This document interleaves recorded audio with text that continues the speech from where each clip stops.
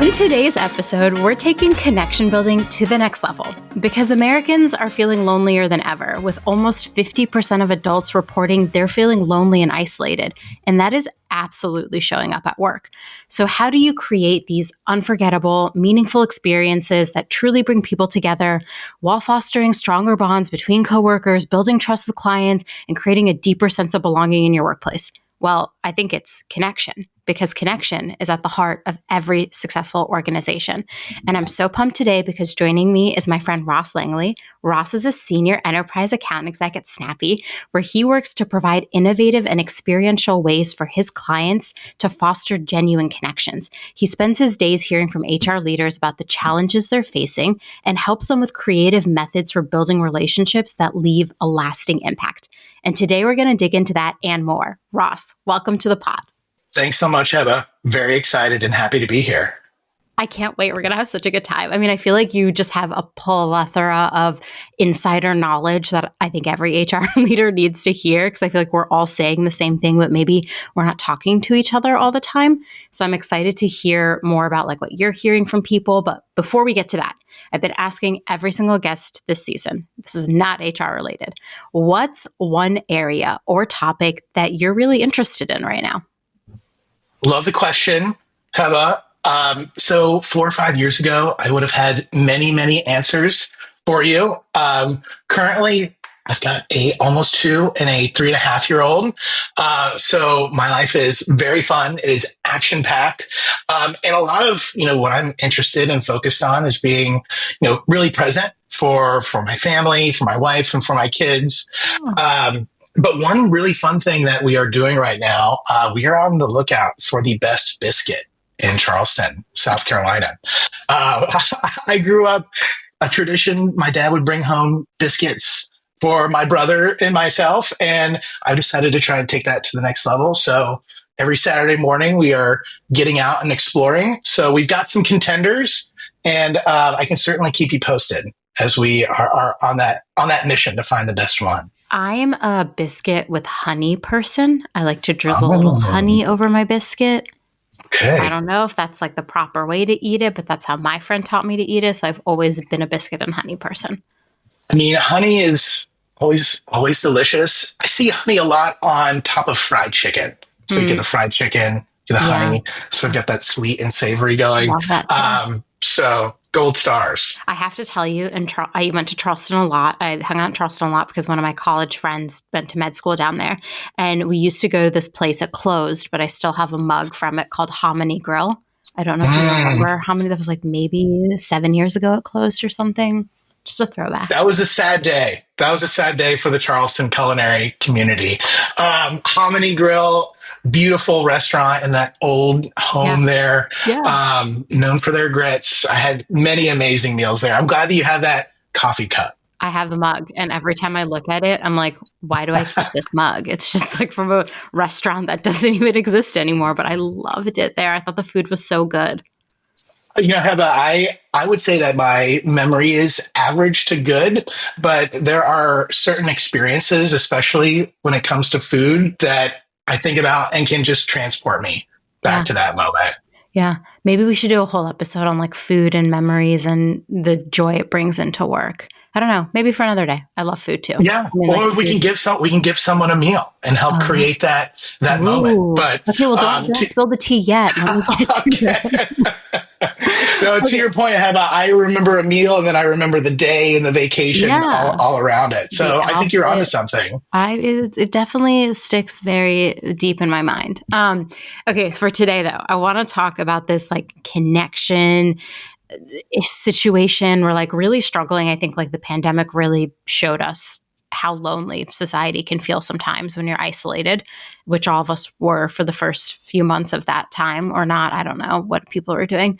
But I just remember reading the stats last year where the Surgeon General was like, loneliness is like a real crisis. And, having a good best friend means like you are like less likely to die early. There were like all these wild stats I was reading, but I bring it back to the workplace because if we're feeling lonely in the world, I feel like a lot of that shows up at work. And so I want to talk a bit about how do we define that meaningful connection in the workplace and why is it so important? Yeah. And have a 100% people are feeling like that. I know we all have, in certain moments, as we've walked through life over the last few years. And that's something that I hear a lot in conversations on a daily basis. And I think the crux of it is making sure that people are like really feeling the sentiment that you're putting out there. If you're welcoming them to the team, if you're thanking them for going above and beyond, it's not just saying those words, not just saying thank you, but being able to create a really personalized experience where that person is going to walk away saying and feeling like, oh, I'm a part of this new work family, or I'm really being recognized. So it's, ultimately having the right sentiment that comes across for that person. Yeah, it's so interesting because for me, I feel like not my entire life, but probably like the last 10 years, connection has just become very easy for me. My mom has been like, I could talk to anyone. You could talk to a brick wall, Hibba. Like, you could talk to anyone. I'm like, yeah, I can. And so I think sometimes I take for granted that everybody will find ways to connect in the workplace similar to me. And the reality is, like, I think a lot of us we're also different and unique. That connection means something to every single person, a little bit different. But I do think that when you bring it back to that like feeling is super important because we want everyone in the workplace to feel like they belong and are special and are there to do great work. I just feel like we fall short a lot of times from actually creating that feeling. Yeah. And I think there's a couple of elements that go into it. One that you hit on is we're also varied. Everyone is super unique, and being able to find something that is going to be uniquely exciting for every individual is a real challenge. And then I think the other part is just the timeliness when we are engaging and when we are celebrating. I think there are certain moments as we are all going through our professional journeys that we kind of expect to be celebrated or recognized. So it's ensuring that, hey, we are meeting our people where they are in those moments and doing so in a way that they're going to, really connect with and feel energized. Yeah, I love the idea of I wrote about this a lot like my first year in writing I Hate It Here about like making these like mini moments every day of like some sort of special connection moment. And I think like it's so easy to get caught up and be running from meeting to not even ask someone like, "Hey, how's your day going?" Or like, "How was your Mm-hmm. weekend?" Or what'd you do with your family? Or happy birthday. Like there's so many things I think that we forget to do, but they're like moments every single day that you can create kind of that energy where you're like really celebrating the people. And I love that you brought up challenges because I think, I talk a lot about the challenges I face in trying to do this at work, and you talk to HR leaders all day long. So, what are some of the biggest challenges businesses face when they're trying to build that authentic connection? And I know you work at Snappy, so we're going to definitely talk gifting, but how can gifting actually address those too? Yeah, people come to us with many challenges, and a lot of them have recognition gifting in place today, and they're looking for a way to elevate it. Then there are others that are, looking to start these things for the first time. Um, and we're here to help every one of those different scenarios. Um, and it can vary what the challenges may be. Obviously, from like a business objective standpoint, we want to help organizations retain their amazing talent so that they are more productive, so they do feel more engaged. But how do you do that? Meeting people where they are is a really crucial element of that. I think so many of us work differently depending on maybe our generation or what our certain preferences are. So to be able to cut through the noise and meet people where they are in these moments across the employee journey is a crucial part of having like an impactful program. Because we do hear that a lot where people say, like, hey, we're doing things, but it's not reaching our people or it's not having the impact that we're looking for. Yeah. And many of these challenges, we see addressed in surveys and pulsing employees, because we always love when, you want to understand, do people feel celebrated? And if not, like, what's the way that they want to be celebrated? Yeah. Another challenge that we see is people are located all over the place. whether it's Everywhere. just everywhere, We're everywhere. remote, in office.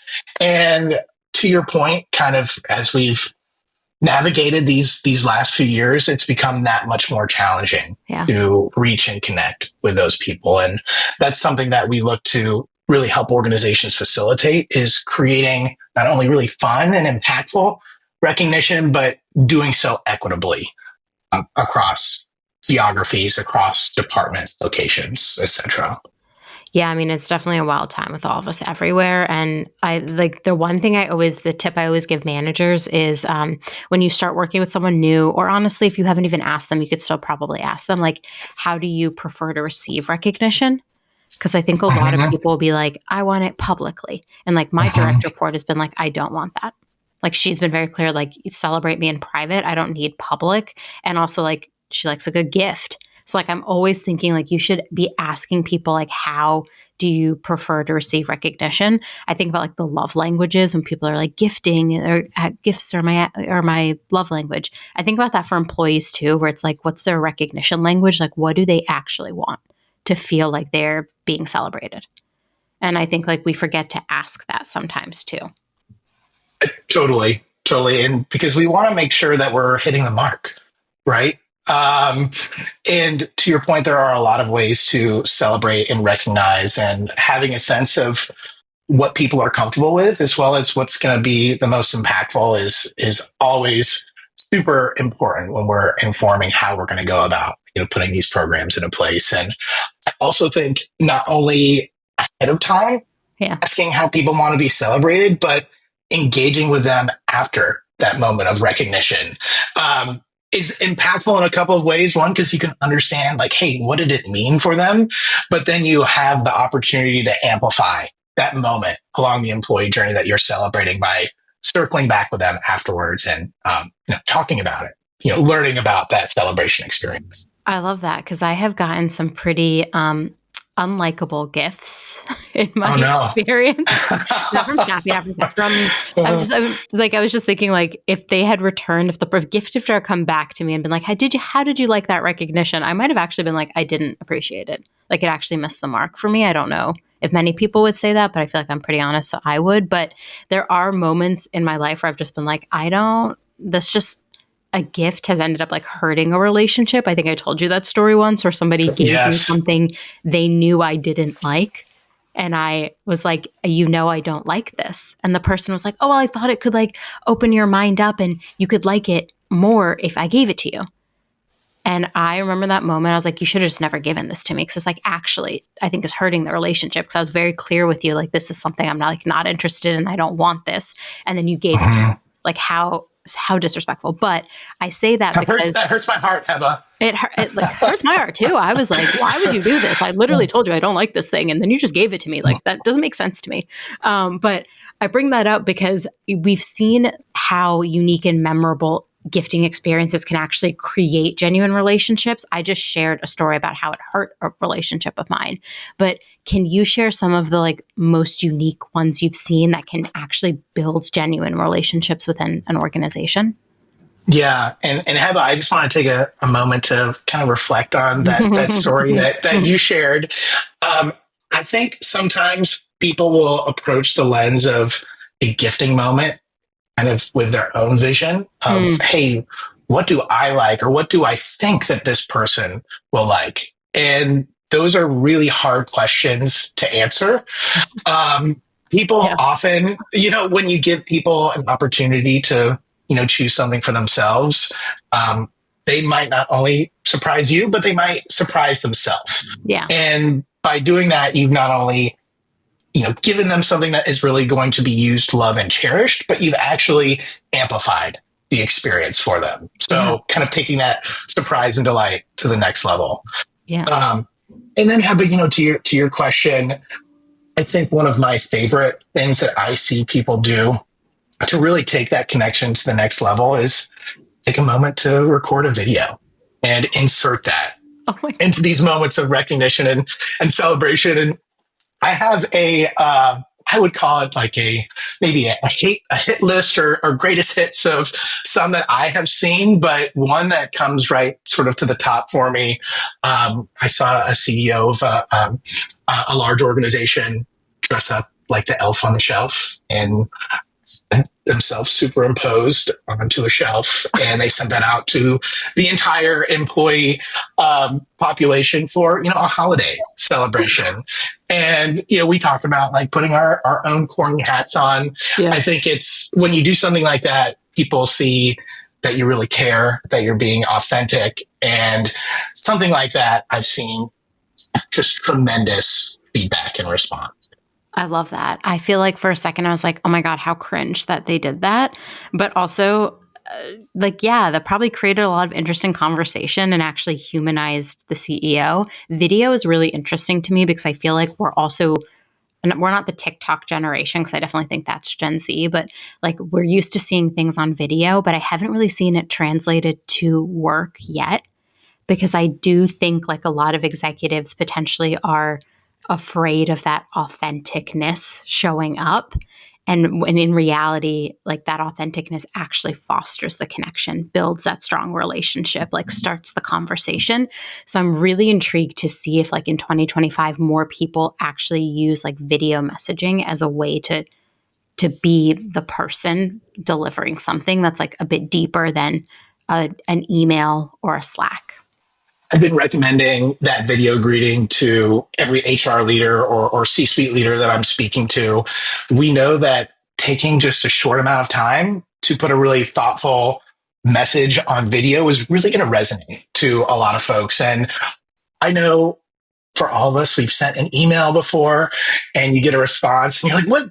Something was missed in translation here. Yeah. And with a video greeting, that authenticity, that truth that you're looking to speak to your team is really going to come out, I think, in an even more meaningful way than a written message. For sure. I mean, video is so fascinating to me because I'm on video all the time, between like podcasts, between HR therapies and TikTok. Like I'm on video all the time. But if you were like, hey, record a video telling somebody like, congrats on their work anniversary, I might actually freeze up and be like, because like when I'm recording my TikTok videos, it's like a riot. I do at least like 15 takes sometimes. Sometimes I do one and I just send it and I'm like, chaos, here we go.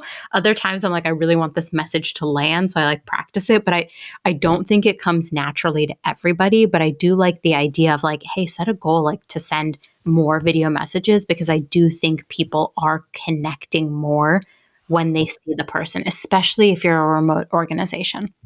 And Heba, exactly what you said, I think, is why it's so meaningful to people, because not all of us are podcasters or are super comfortable behind the camera or speaking extemporaneously. So when you receive that, you know that this person has probably taken multiple takes. Yeah. They've probably really thought about what they're imparting to you in that message. And because it is human, because it can be not perfect, and that's okay. Yeah. I send out video greetings where maybe I could have done 100 takes, but you hear one of my kids babbling in the background and I think, hey, that's okay. This is just, is a personal and authentic message. I love it. Something my CEO has started doing recently, I think it's in the last 6 months, and it is so funny. We have a sales channel where like when sales deals close, like we celebrate it. Everyone can be in it, whoever wants to. It shows you who closed the deal, and then we like shout them out, whatever. He started recording voice reactions in Slack. And so he like sends a voice note to everybody in the channel when the deal is closed. And I love that. It's been really fun to watch because I feel like it's just created this like really unique, fun situation where it feels like, and he really is celebrating these people. Like we are a small organization. We know these sellers well. And so I feel like it's really celebrating them in a way that feels like special. At least I hope they feel special. I don't know. They all seem to react to the message every time. And it's like laughter and fun. And it feels like it's creating a different energy around something that is like, sales is stressful. And then when you close the deal, it's like, whew, right? And I feel like my CEO is trying to bring that energy back and like really give them the appreciation and recognition they deserve. And it's been really fun to watch, honestly, like really cute stuff. I'm feeling motivated by your CEO right now. No problem. If I'm putting if I'm putting myself in their shoes, Yeah. you're all of a sudden you're like, hey, I've got this at the finish line. Like, what's my CEO going to come up with in Yeah. this fun, you know, video celebration or this fun audio celebration that's going to come through in that channel? God forbid this So I man love does video. I'm so terrified for the day he does that. videos. I'll be there to see it, Heba. You'll have to share one with me. I'll be I like, can't please wait. stop these videos. I'm just kidding. His audio notes are lovely though. So it just makes Maybe me get laugh. a green screen, get some production Yeah. there. I would. He Start would be making it a thing. he would be the funniest TikTok creator, honestly. But he would never do it. But he would be so funny at it. I would die laughing every time. I feel like we touched on this a little bit, but we talked about like personalization, like with the messages, with the videos. How do you think personalization can be leveraged to like really create an emotional impact on employees or even clients? Because a lot of us work externally as well. And I think personalization, we're like in the age of it. Like every single thing is personalized to what we all want. So how do you think it actually built like a deeper emotional reaction and connection? Yeah, I mean, there's a few things that we think about when we're looking to create that connection that feels very, very personal. One is kind of kicking it off with a moment of surprise and delight, Mm, something that's really going to stand out and be something that they haven't experienced before. yeah. And then, of course, not only having that fun, gamified aspect of it, um, having a personalized message is what's going to really make them feel that Yeah. sentiment that you're putting across there. And then, if you are looking to give a gift as part of that moment, we know it's really hard to find something that one person will really love, let alone a large group. And by giving them, the ability to choose, it's going to ensure that their experience is aligned with their personal preferences, their loves, their interests, and all of that taken together with the timeliness of when it's delivered, that personal message and meaning is what is going to create a connection that you can build off of from that initial moment. Because Yeah. really, when we're thinking about it, it's, hey, there's this initial welcome when they're coming to the organization or you're welcoming them as a customer, and then creating, fostering, and growing that connection along meaningful touch points in their journey. Yeah, I think the thing about personalization that I've been swirling about recently is like a lot of work is somewhat control based. Like your manager kind of tells you what to do, or like your lead, right? And sometimes employees can feel like they don't have autonomy. And I think autonomy is like really important. It's a feeling that people want to feel at work. And when you're thinking about creating like a gifting experience or something personal or one way to show appreciation, giving them autonomy over like what they pick and how they want it, I think just builds an actual deeper connection because we at our core want to like be in control of our own destinies. That's like a thing. And so like when you then give the choice to somebody, you're saying like, I trust and respect you. And also I want you to choose what's best for you, not me choosing what's best for you. And I feel like that goes so far from just like a respect perspective as well. I love that. I love that approach and thinking of that, Heba, because we do want to empower them. Yeah. And we know when you give people that power, what they select is going to be something that will be used, loved, cherished. And of course, we think about that in a number of ways at Snappy, whether it's something tangible or whether it's an experience where they can go on a vacation with their family or go see Dear Evan Hansen with her wife, which is what I did last week in Charleston. Fun. How was it? It was great. It was great. I walked away thinking that is an incredibly difficult vocal performance for the role of Evan Hansen, but we had a lovely evening. I love that. Well, I want to talk about that because I think experiential gifts are really interesting to me, like events, experiences, even like custom workshops that people can go to. How do you think experiential versus physical gifts compare in terms of building longer relationships? I think everyone is really unique, and finding a gift that is perfect for each unique individual is a real challenge. And something that we have found when someone is choosing a tangible gift that they're really going to love. It's going to be something that they engage with their family and their friends. That creates a meaningful and lasting connection, but also an experience will do the same. And Heba, we talked about my food memory Yeah. earlier today. I think for me personally, when someone gives me the opportunity to go and have a delicious meal or take my family on a vacation, those memories and those moments, really rise above what we're doing in our daily lives. And they create that same lasting connection that a tangible gift does, at least in my perspective. Yeah. Some days I'm just like, I don't need more stuff. I already have enough stuff.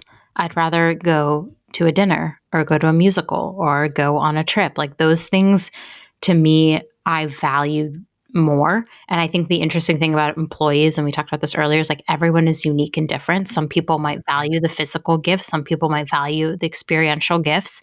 But I do think it's the part of like creating the memory that matters the most in terms of that connection, because you want it to be something that is memorable. You don't want it to like go out of their brain the second the next day comes on. And I do think experiential gifts like are lasting memories, honestly. And Heba, something that you said that I think might even be more amplified with experiential gifts is that autonomy, Yeah. being able to do exactly what you want with it. I worked with someone recently that their dream was to go to the Rock and Roll Hall of Fame Museum in Cleveland.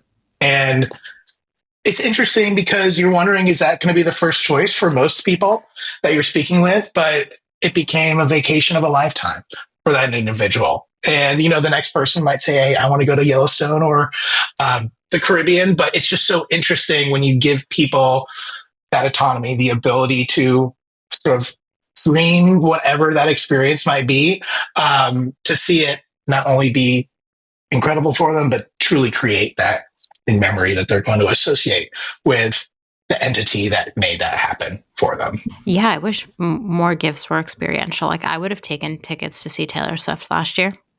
I think a lot of people would have taken that one. Or tickets to see the Bills play. Like I would have gone to a football game. I think those, I don't know, those to me are just such memorable experiences. So I love that like more companies are thinking about experiential gifts versus physical gifts, because I do feel like I don't need more stuff in my life. Would you go to a Bills game when it was snowing? No.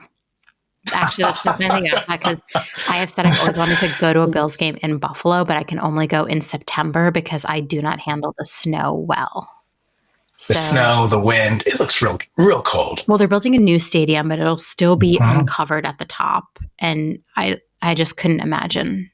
I'd be miserable. This is so funny. My partner and I talked about this because he's like, you would dress appropriately for the football mat, or the football game. Yes. Sorry. Soccer and football are used interchangeably in this household.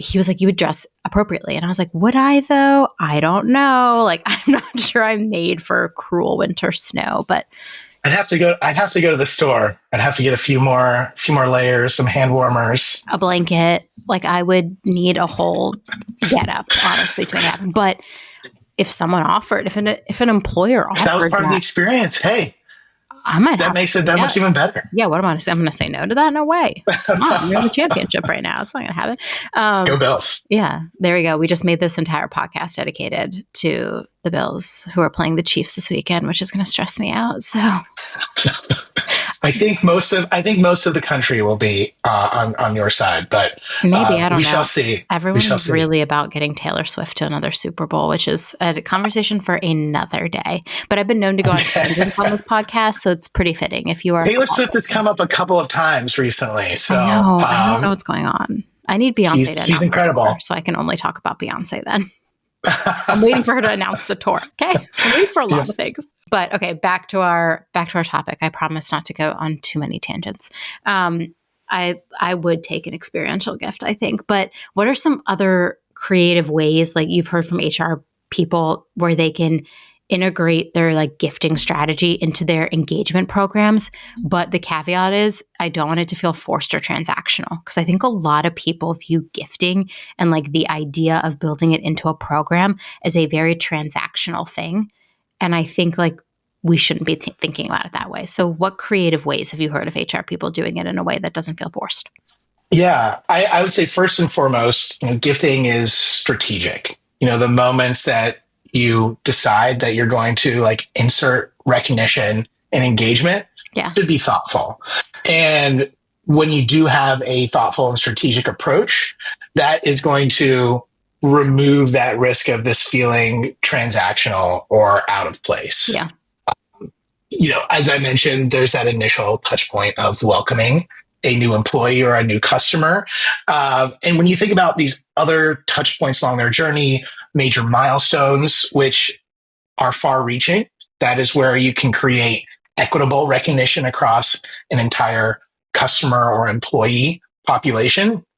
Beyond that, there are those personal moments where people are either going above and beyond in the workplace, or they might be experiencing something in your life where it is appropriate and meaningful to engage with them. So when you are constructing a program based off those touch points that are universal and then those that are like individual to the recipient, then you've kind of removed that risk of like, hey, we're missing the mark, or we are giving them something at a time where it doesn't feel impactful or appropriate. Yeah. Also, if you, the HR person, think it's forced, your employees are going to think it's forced. So I think that like that energy carries through too, where it's like, if you are not thinking of gifting as a strategy, like you said, it's going to then come across to your employees as just like an afterthought that is very transactional. I think in most cases when, if you are engaging with someone, they as an employee or recipient, it connects for them. It makes sense. Like, hey, I'm being celebrated because I just hit my 3-year anniversary and I've provided an incredible amount of value to this organization. Or, hey, I just finished a project and I'm getting a lot of kudos and this is kind of in line with that. So being able to meet them where they are in these appropriate moments is going to really lead to a super impactful and meaningful program. Yeah. Well, you just hit your 3-year or 2-year? I did. Amazing. Yeah. 3.5 years. What was your gift? What did you get? I'm actually looking at it right now. Oh my God. And this is one of my favorite personal examples of where I often will surprise myself. I'm looking at a standing floor lamp in my living room. And I think anyone that knows me probably would not have guessed that a standing floor lamp would be towards the top of my wish list. People might say, hey, maybe things are grilling or cooking, tangential, or maybe fishing or something with a family. But here I am in my home office, and I was thinking I need something to elevate this space. And Snappy in that moment gave me that celebration. And now I look at it and enjoy it every day.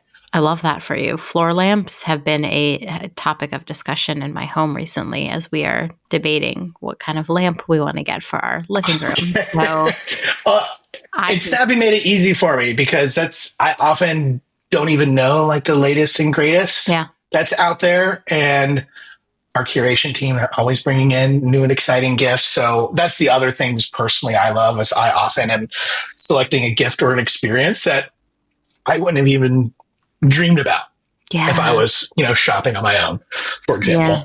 If I was shopping on my own, I'd just be like buying books all the time. So I put in a hold for Hail Mary at the local library. Yay! So I'm excited to take your recommendation up. I can't wait. Pretty soon. I recommended to Ross to read Project Hail Mary by Andy Weir. I'm pretty sure is his last name. He wrote The Martian, but I read Project Hail Mary in like 48 hours. It was nutty. I didn't move. I thought it was one of the best books I had read that year.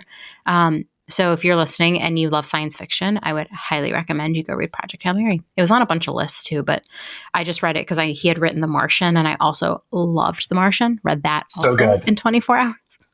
Basically, if I love something, I won't move. Like Fourth Wing's third book just came out in the book series, and their second book I read in 48 hours, and this has now been 3 days, and I've been reading it in like slower chunks every night, but I've been sleeping Just at one. extend it out a little bit. I've extended it out. I have 10% left according to my Kindle, so by the time this episode airs, I will be done with the book, and maybe I will be incredibly happy or disappointed. So far, my feelings are lukewarm.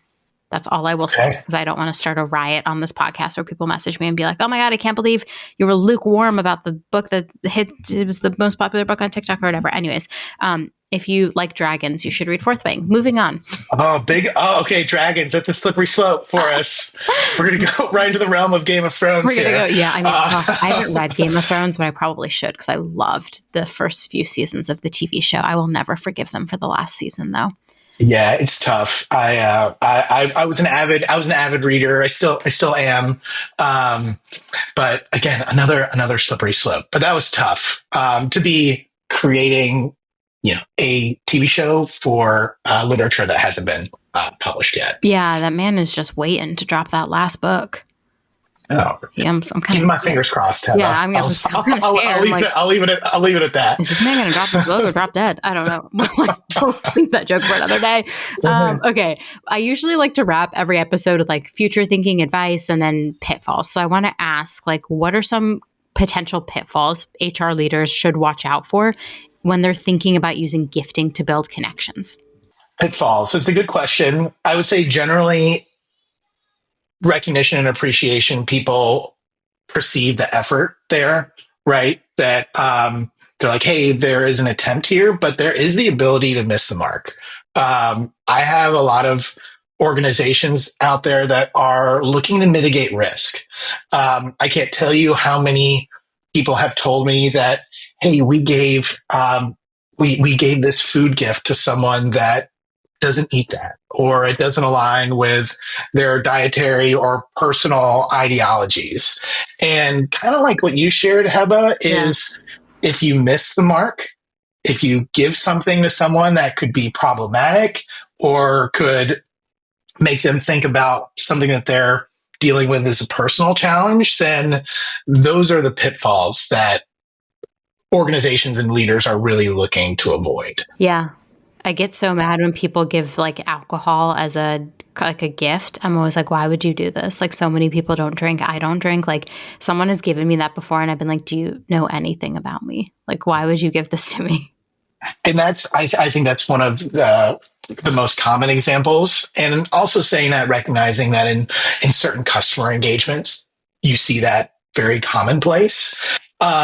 But I would encourage anyone that is doing that, make sure you really know who you're gifting to, and that it's something that's going to be well received and resonate.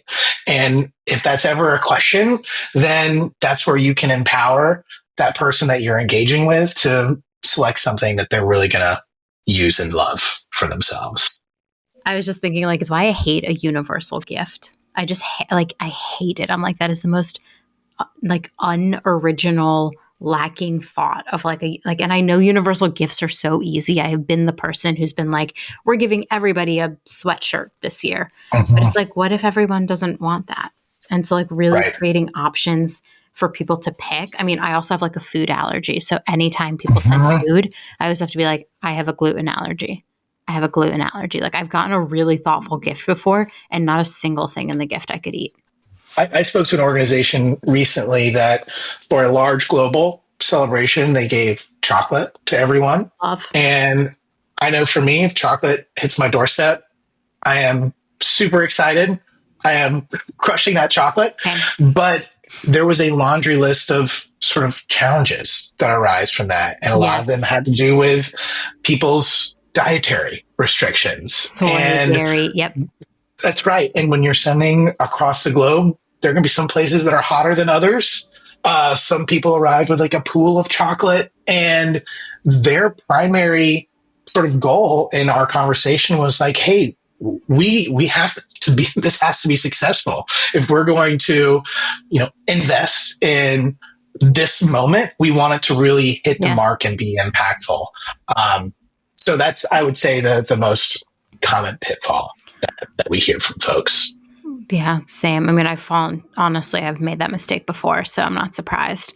I always like to end on advice. So, what if you could give one piece of advice to HR leaders who are just starting to incorporate gifting into their connection building efforts? What would it be?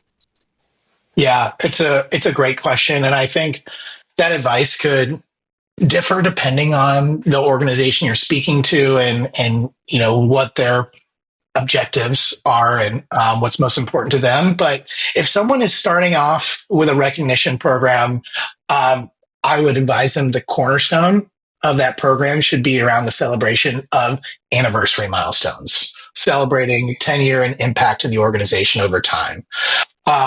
That's one of those that it's going to be equitable across the organization. And then there's also certain KPIs HR leaders can look to influence. So if they say, hey, I'm seeing our average tenure at 3.5 years, then let's make sure that we're having meaningful touch points at those anniversaries before. So we do that a lot, Heba, where they might have a certain budget that they want to allocate towards recognition. But generally speaking, anniversaries would be the initial place to start. I love that. We do that at Work Week. We've done it at multiple organizations I've worked at. It just feels really nice to be like, happy 1 year. Actually, at Work Week, we ask everybody what their wish is on their anniversary, like their wish for the next year. So it's like a fun, engaging situation. But I think anniversaries are so special. And also, like, you want people to feel like the longer they stay, not like the better the celebration gets, but like you want people to stay. I'm going to I want people to stay. So like celebrating those milestones makes people think like, oh, I want to be here for a year, 2 years, 3 years, 4 years. Like I want to be that person getting that celebration someday. Absolutely. I know I wake up on that 3-year anniversary and I'm super excited for what's to come there. Yeah. I would say beyond anniversaries, really setting the tone with that new hire welcome or that new customer engagement would also be an area to focus on. Love that. There's so much that can be done there. I actually hit my 3-year in Work Week this year in the summer, and I am very excited to see what kind of celebration I'm gonna have for myself. Do you know what you'll be wishing for in your next year? Not yet. I don't. That's a great question. I know. That's a great question, and I can very much see that. If that question is part of that celebration, and then having an opportunity to share the feedback and the thank you note or moments beyond it to kind of reflect on it. I love that. Maybe I'll wish for a sabbatical. I don't know. I would be sad. Usually when I take vacation, I miss my coworkers, which is rare. I understand. I get that. That means you have great coworkers. I have fun with them. I still text them when I'm on vacation, and sometimes I'll Slack them and be like, I just miss you guys. What's going on? And then my CEO will be like, please leave. Like every time I'm on vacation, I've got to Slack. He's like, go away. I'm not talking to you this week. And I'm like, no, but I want to talk. Can we hang out? And he's like, please leave. Like, go now. You go on vacation. You go enjoy yourself. Yeah. We'll see you in a few days. He's always so funny because he's like, leave now. I'm like, okay, bye. Okay, if your CEO does start making some TikTok content, I'm going to be a follower. Between this and like the shout outs after the closed one deals, I'm a fan. He's a good source of entertainment for me, honestly, most days. I love it. I would be lying if I didn't say there are frustrating days. There are always frustrating days when you're a CEO and a C or CPO and you're working together to like solve really difficult problems. But I think the thing I come back to is he always makes me laugh, and there's like genuine accountability on both sides. So I always feel like it's going in a good direction, That's super positive. Yeah. But a lot of HR leaders I know struggle with their CEOs, but that's an episode for another day. And so concludes our time together today, Ross. I had such a good time chatting about connection, gifting, recognition, appreciation. All of these are so core to really making somebody feel seen and heard at work. So I deeply appreciate that you took time out of your busy schedule to chat with me today about how we can be doing this as HR leaders in a really effective and like impactful way. So thank you. You're so welcome, Heba. It's been a delight getting to know you and speaking with you today. And, if anyone out there is ever curious about new and exciting ways to celebrate and engage, we're always here to have those fun conversations and spread smiles together. So I always link people's profiles in the show notes, but how can people get in touch with you after this episode? Yeah. My email is ross@snappy.com. You can also find me on LinkedIn, and we'd love to connect and, help drive an impactful program together. Great. Well, thank you so much, Ross. You're quite welcome, Heba. Have a great rest of the day.